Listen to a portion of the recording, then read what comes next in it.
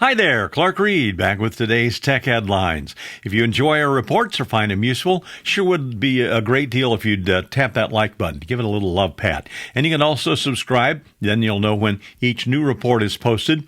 Some folks have noted new images in iOS 26's latest beta version that point to in-person live translation being available soon on Apple's AirPods. MacRumors.com reports that a graphic shows AirPods with hello in several different languages, along with a suggestion that the feature will be activated with a double press. That's also there's also a file that's called Translate in the beta. Bloomberg's Mark Gurman had previously reported Apple was working on this feature, and from what shows up in the iOS 26 beta, live translation will work on AirPods Pro 2 and AirPods 4, and it'll be very similar to what's already offered on the Apple iPhone app, Messages app, and on FaceTime. Note that existing live translation is linked to Apple Intelligence, so the AirPods might need to be connected to an iPhone that supports Apple Intelligence. My 15 Pro Max supports Apple Intelligence, so does the 15 Pro, and all of the iPhone 16 models do too, and naturally the upcoming iPhone 17 handsets will support Apple Intelligence. It will be, though, super handy doing live translate right from the AirPods at the double touch of a finger. Elon Musk is harping again on something of a favorite target of his, and it's Apple. Now Musk claims Apple's favoring OpenAI for its App Store rankings over Grok 4, the product from his xAI. According to 9to5Mac.com, Elon is accusing Apple of an, quote, unequivocal antitrust violation, unquote.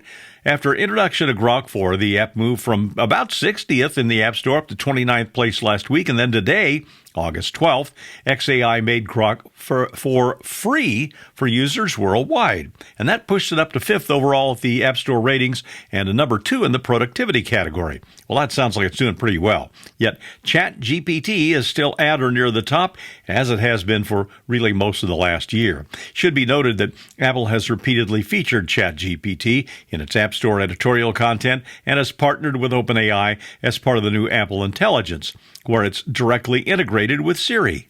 Musk is mad and threatening immediate legal action. And that's quite a threat coming from the richest man on earth, but he'd better keep in mind that his wealth is dwarfed by the value of Apple.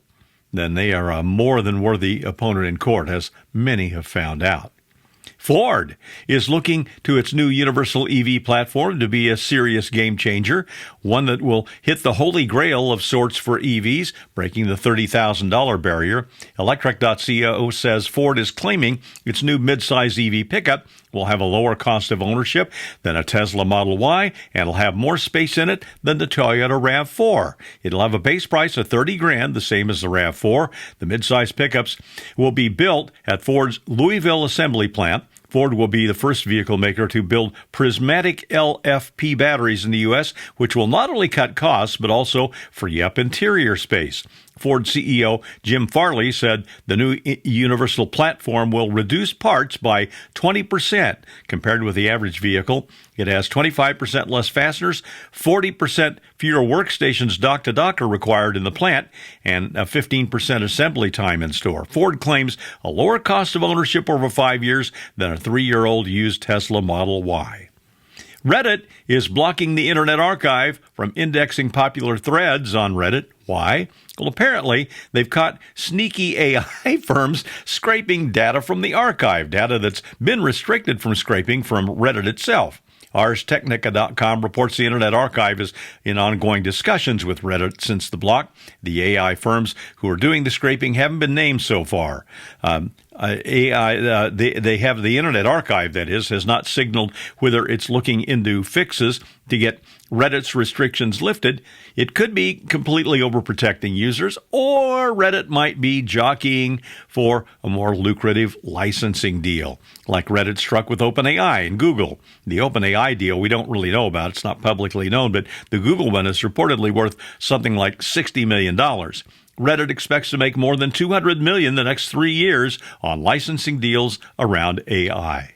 I'm Clark Reid, and you're Technified for now.